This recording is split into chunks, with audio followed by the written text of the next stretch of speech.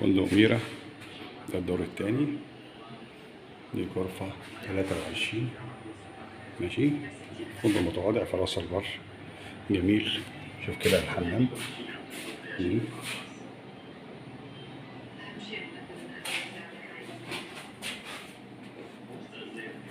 اهو في سخان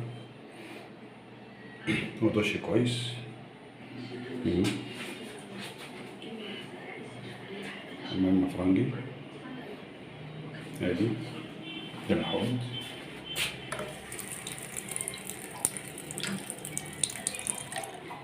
ماشي، نشوف كده بقية الغرفة. عندي يعني كونسول صغير كده متواضع بمراية. هنا سريرين، ده سرير خشب حلو، خشب زين. عندنا هنا ده تلفزيون صغير. ماشي، ده دولاب ضرفتين. عندي ثلاجة صغيرة حوالي 7 قدم. ادي السرير التاني. ماشي، في مكيف حائطي. كيف شباك، قصدي شباك. عندي كومودينو. نشوف كده المنظر العام.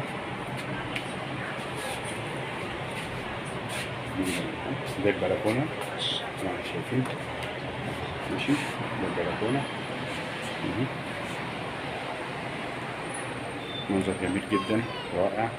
راس البر تقسيماتها جميلة في العماير والمباني بتاعتها. ده فندق دولفين اللي هناك، ده فندق دولفين اهو. هنا النيل، ودي المعديات يا جماعة اللي عدينا وجينا من هناك، من عزبة البرج. اللي هناك دي عزبة البرج اللي اتعمل فيها الفيلم بتاع منى زكي، التمثيلية بتاعت منى زكي اللي هي تحت الوصاية اهو. حتى المراكب هنصورها لكم. ماشي، الفندق ده ميرا بيطل على